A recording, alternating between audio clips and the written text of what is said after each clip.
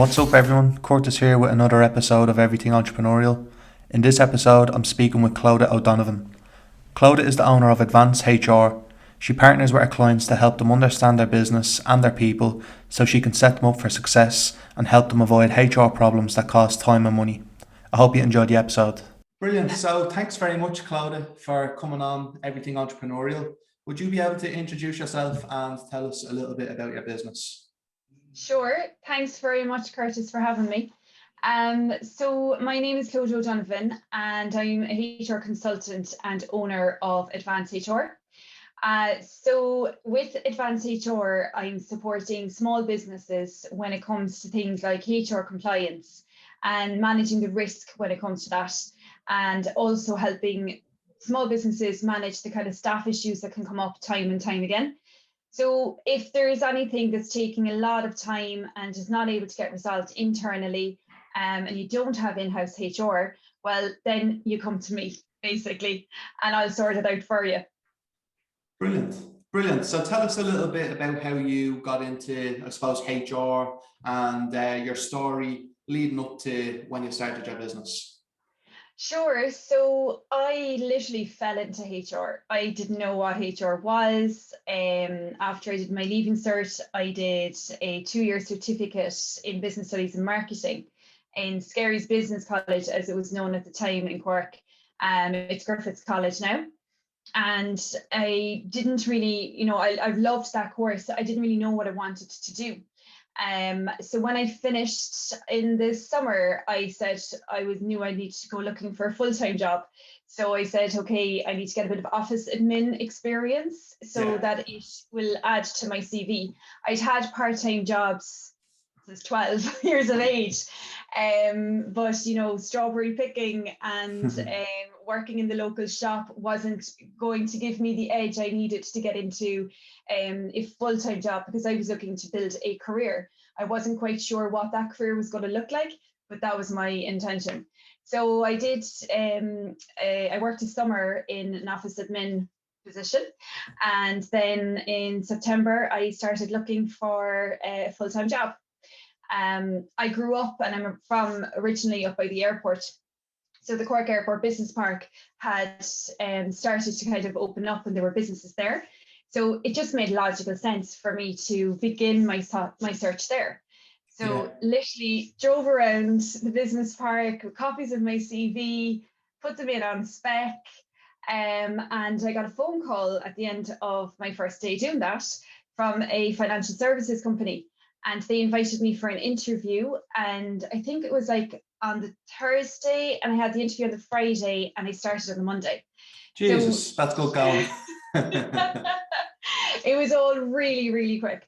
And they had only set up in Cork. So this was September, and they'd only set up, I think it was around March. So very new, a well-established multinational, but very new in Cork.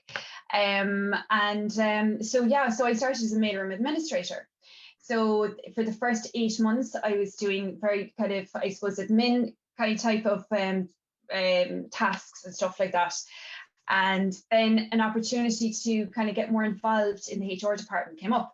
So there were only 2 people in the HR department at the time, and one person went on maternity leave. And the company was growing a lot at this stage. So I started off just doing HR admin things like, Excel spreadsheets, tracking applications, acknowledging CVs that come in, and setting up interviews, very basic admin. But as the business was growing, there was more of a need for me to get kind of dug in a little bit more. So I started actually interviewing, which was amazing. I loved it. I can still remember my first interview with the HR manager, and I was like, oh my God, I was buzzing after it. So I was really finding joy in what I was doing. And the HR manager at the time, she was really good. She suggested I do the certificate in personal practice. And I think she knew me well at the time, because I wasn't prepared to commit to a 3 or 4 year course when I wasn't sure, whether it was something I wanted to study. So this was like, your academic 1 year, so 9 months really. And I loved it. I was like putting into practice what I was learning a little bit, and it just really gave me a feel for what HR was, and that this is where I wanted to focus my attention and kind of grow my career. So after I completed that, then I was with that company for nearly 6.5 years, and throughout that time I was promoted, and I started my degree in HR management. So like like you would when you're working full time, this was in the evening time, so 2 evenings a week, or 2 nights a week, I should say. And for 3 or 4 years, I think it was. Because you did the certificate in personal practice, you could get it, you went straight into second year. So while I was doing that, an opportunity came up to join another financial services company. Again, it was well established, another multinational, but had set up in Cork, again, just a few months previous. And they were managing HR through their Dublin office. And they wanted to set up HR function in Cork. So I remember going for the interview, and prior to the interview, you asked for the job spec, and it was like, well, we don't really have a job spec. We're going to kind of create the role around someone's experience. So I was like, right, okay, then how do I approach this? So I just went in and I just talked about my experience and how I had grown in the role I was in, and that I felt I was ready for a change. And I was delighted to get offered that position. So it started there, and I was actually there for 9 years, and it was there was so much change happened in those 9 years. It was incredible. I was exposed to pretty much everything from an employee relations point of view. The company went through the recession with everybody else. There were changes as a result of that. It was phenomenal, the amount of experience and exposure I got. And then it came full circle. So there was a global transformation within HR, and they decided there were 3 locations in Ireland. It was Cork, Wexford, and Dublin, and they decided to bring everything back to Dublin. So it was only me in Cork for the majority of that time. There were temporary administrators from a recruitment and HR point of view, but from a full-time point of view, it was just me. So it was relocate to Dublin, or your role is being made redundant. And for personal reasons, I wasn't going to relocate to Dublin. Yeah. So yeah, my role was made redundant. And I took a little bit of, took about 2 or 3 months out just to figure out what I wanted to do. I was after having my first baby, and I was obviously at the end of my maternity leave when the role was made redundant. So I was kind of thinking, well, I've been with this company now for 9 years. What do I want to do? I've been in financial services for 15 years. So I was looking around, and I spotted this role with a company, again, in the airport business park. It was so funny. I spent about 16 years out of a 20-year career in HR in the airport business park. I thought I'd never get out of there. The queen of HR. Do you know what it was? It was so nice because I was so close to home. So it made it really easy to pop over and see my parents and stuff, which was lovely, But yeah, so I was back in the airport business park again, but only temporarily, because I was actually on site with the client in Model Farm Road. So they were a vendor kind of service company. And while their employee base was quite big, the support team was small. And that for me was actually just a game changer, because I was suddenly like, my opinions mattered, my ideas, my suggestions, they were seriously considered. And it was very much from day one, well, you're the HR person, so you know what you're doing, so this is what I want you to just kind of get on and do it. And it was a totally different culture to work in, because in a large multinational, inevitably there's a lot of layers, and that autonomy and that responsibility, it's not always there, unless you are quite senior in the organization. So going from that to this was just amazing. And there were some, serious kind of HR and employee relations issues again. And it was just a case of me getting stuck in and bringing everything I'd known and learned and experienced and fixing things, and I loved it, absolutely loved it. It was a maternity leave fixed term contract. And about 2 or 3 months into it, the CEO came to me and said, look, we actually need an ops manager on site here. So there were 2 projects on site and they wanted somebody from that company to be the ops manager there.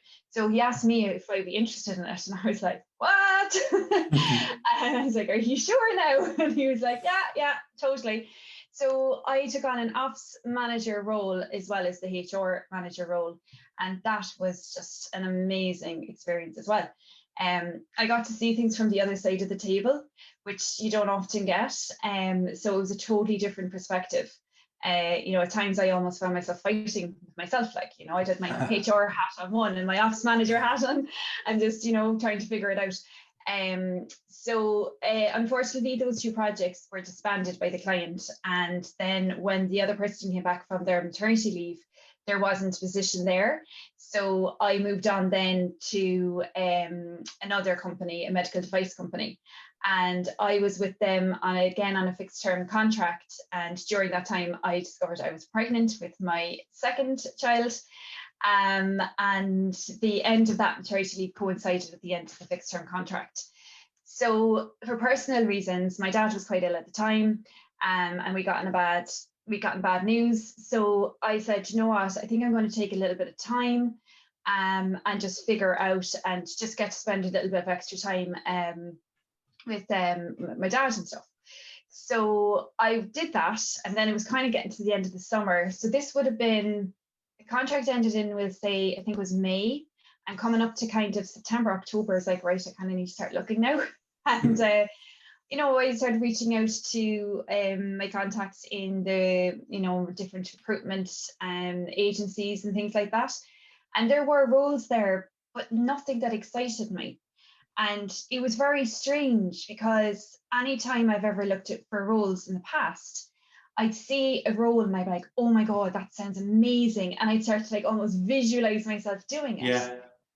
And I just wasn't doing that, Curtis. I was kind of, I don't know, I just wasn't, they just weren't, I wasn't. They weren't jumping out at you at all. No, and there was nothing wrong with them or anything like that. It was just that I just didn't have that same passion for it. So the idea then of kind of going out on my own started to come into my mind, and I was kind of playing around with it a bit. And when I was in that role where I was HR and ops manager, I met a HR consultant that honestly, like she changed my life, both personally and professionally.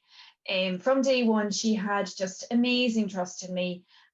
She was so great for my confidence, actually. And she was just a fantastic mentor as well. And we became really good friends, and we're still in touch. And she has her own business for like she's at the other end of the scale to me. So I'm way starting out, and she's well established. And she had a very successful career before she set up. And I kind of started talking to her and saying, I'm just thinking about this, but I'm not sure. I don't know, do I have enough experience? And she's like, Clodagh, you've worked in HR for 20 years. And she's like, you've had really good roles. You do have the experience. And she kind of gave me that confidence that I think I kind of needed to take the leap. And while I was thinking about this and wondering if this was a path I could go down, both from family point of view, from financial point of view, all of those different things, opportunity literally knocked on my door. So somebody I had worked with in the past had started in a small company, and they got in touch with me to see if I could support them with something. And I was like, well, here's my opportunity to test the waters. And I did, and I started with my first client in January 2020, and I haven't looked back since. And I absolutely love what I do. That's brilliant. That's fantastic, and it's a great story. And yeah, well experienced, but there's always that little like seed of doubt in the back, isn't it, when you want to go and start something? There's always something there that's like, oh, I don't know. But I'm Yeah. delighted that you had someone in your life like that mentor who really pushed it and gave you the confidence. I think it's really important when people are in your life like that, that you really appreciate them, you know. That's brilliant. So from you started your business then in 2020, did you have any experience other than HR and then your ops leads? Because as an entrepreneur, you have to wear many hats, bit of accounting, marketing, sales, everything like that. How did you find kind of managing all that stuff for your own business? I think under normal circumstances, I would have been feeling quite overwhelmed by all of the different aspects that's involved. But 2 months into setting up Advanced HR, we all went into, like the world went into pandemic and everything ground to a halt. So I wasn't kind of having to worry necessarily about all of that. There was a lot of other stuff that I was worrying about. It went from having these plans to go out there and network in person and get to meet people to, okay, so I actually have to I have to hit pause on this a little bit because my two kids now are at home. My two small kids are at home. My husband was contracting, so if he didn't work, he didn't get paid. And I had just kind of started. So it was a very different start to what I would imagine it would have been if there wasn't a global pandemic. And I think for that reason, it's almost like I was eased into it a little bit slower than I think I would have under normal circumstances, if that makes sense. Yeah, it does. Yeah. Yeah. So I think for me, I very quickly realized that getting out there and meeting businesses and meeting people and connecting with people, that wasn't going to happen. That wasn't an option. So I knew then that I had to get online. And that was kind of scary for me, to be honest. Like I would not have been comfortable like this now talking, in front of a camera and stuff like that. And I would have said actually that I wouldn't enjoy it as much because I get a buzz and I get my energy from meeting people. But, I soon discovered that you can get a different type of energy. And, the online networking basically saved my business. There's no other way of saying it, because only for me being able to get online and connect with people remotely and talk about who I was and what I was offering and how I was supporting businesses and getting to know the other people who were in similar situations to me. Like that was the only way I had of getting my name out there and connecting with others. So for me, it was more the online networking was probably my first kind of, I suppose, hurdle, if that kind of makes sense. Yeah. And then as things were as was becoming clear, we're not going to be coming out of this anytime soon. I started to try and get more kind of consistent. So, during nap time, I draw on the telly for the older fella. And when my daughter was having her nap, I'd work weekends, evenings, just to try and build a bit of consistency and things like that. There's no doubt like marketing, finance, marketing yourself, marketing your brand, marketing your business, it's all really challenging. But I just feel that it was almost like I was taking little steps, and I don't think it would have been that way otherwise. If things had been different, it would have been very different for me, I think. Very good. And I'd like to just touch base, if you would like to share just your experience starting up a business at a point where it sounded to me that it was like a boiling pot of unknown, I suppose, and there could have been a little bit of stress there. How did you find like with COVID, like everything being torn down, your husband was a contractor that was getting knocked off, the kids at home. Sounds like a pretty stress pressure environment when you're trying to start a business. How did you handle that mentally and like with your stress and everything? I think you just go into autopilot, right? So it wasn't really until afterwards, and when the creches opened again and the kids went back to creche, that I really felt I could just breathe again. Up until then it was so stressful, and I'm not going to lie. I found it very, very difficult being a full-time mom. And then the guilt that was associated with that feeling was just phenomenal. Like, it was awful. You know, like my son, he'll be 6 now in October, so he had just started school. So then there was like Zoom schools in the morning, you know, it's 2 mornings a week Yeah. for an hour.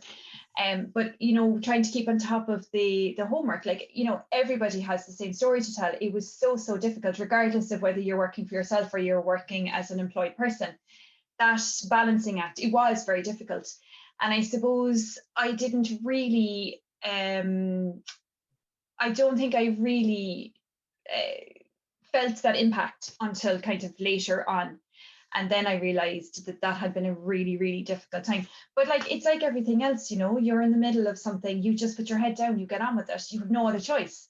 You know, Yeah. like, you know, the kids had to be fed, they had to be minded, you know. And I suppose, like, you know, the other thing just to mention as well is my dad, he passed away in February. So there was that as well. And it was very difficult because everybody was going through such a hard time that the usual comfort and support that you'd look for from, you know, from family, friends, Yeah. whoever, just didn't feel right to do that. And to be honest, there was just so much going on, so much to figure out, that it again just kind of plowed on with it and just kind of got on with it, you know. Um, but yeah, no, it was a very difficult time. And it was really only from around June. So my husband, he was contracting right up until June, and then he got another job as you know, an employee. So he took a month off between the jobs, and we said we're going to do 2 weeks holidays, whatever that was going to look like. And the other 2 weeks we were going to do a swap. And Curtis, I will never forget, like, the joy in my heart as I swapped places with him, and I came up to the office and he went downstairs, you know, and he was there all day and I was upstairs, and it was like, I don't know, I can't describe it. There was the relief, then the guilt, followed by the joy, followed by the guilt. It Roller was coaster. Roller coaster, it sounds like. roller coaster, total roller coaster. Absolutely. Yeah. Yeah, and I can imagine that will, like, a lot of people will resonate with that because, like you said, there's been so many parents, well, most, probably all of them have gone through something like that, you know. So thanks for sharing that. And anyway, I hope people relate to that. So if you're only new in your business, and online networking was very powerful for you, would you have any other advice, or could you share your experience in starting up a business during COVID and maybe coming out of COVID? Do you have any tips for people who might be interested in starting their own business, or if you'd like to share some experience? Yeah, absolutely. So the local enterprise office was brilliant for me. I looked up their website and I saw that they had different courses for people that were like me, starting up or thinking of setting up. So I did the Start Your Own Business course, which the very first session was actually in person, and literally the day after, everything closed down.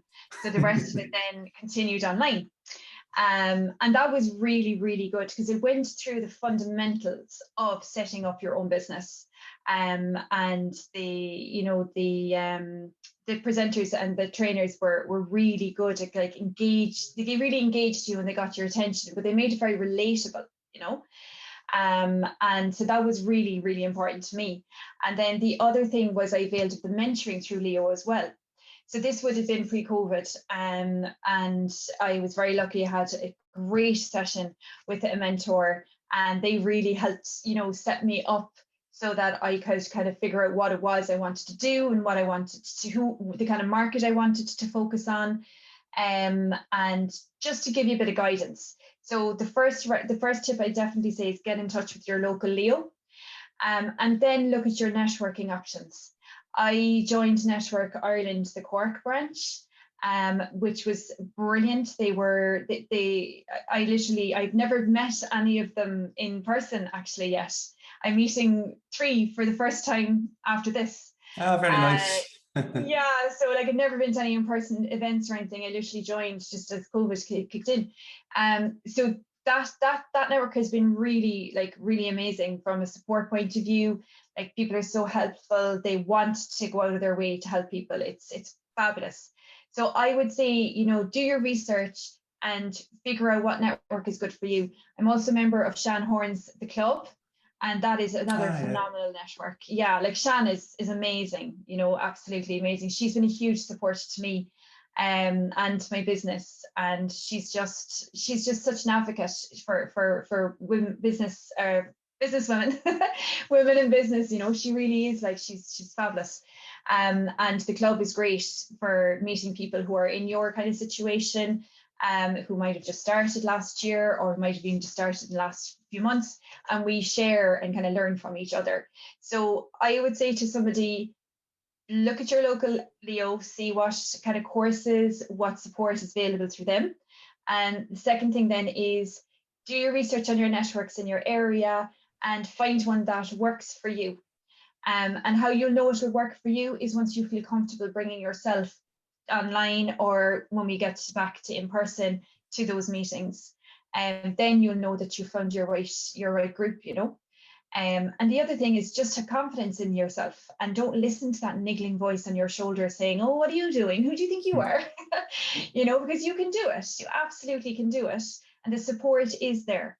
And as long as you kind of have your head on your shoulders, you have a vision of what it is you want to do, and you have some sort of a path figured out to get there, you absolutely will.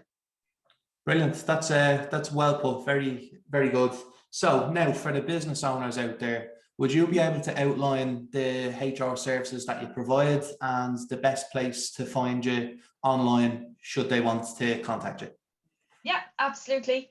So I suppose if I were to kind of paint a picture, I would say that if a small business finds themselves spending lots of time on people things, so whether that's doing like administration, like, doing up contracts, if it's updating policies and procedures, or if there's staff issues and they're finding that they're pulling their hair out because they can't, get people to either get along together, or maybe it's a performance issue and they're spending so much of their time on it, that's when they need to get in touch with me and I'll be able to help them figure that out. A lot of businesses, they might choose to outsource, which is part of the service. So as well as supporting businesses to manage things themselves, I would also, like, some businesses will outsource to me completely. So I will manage whatever it is that they want me to manage.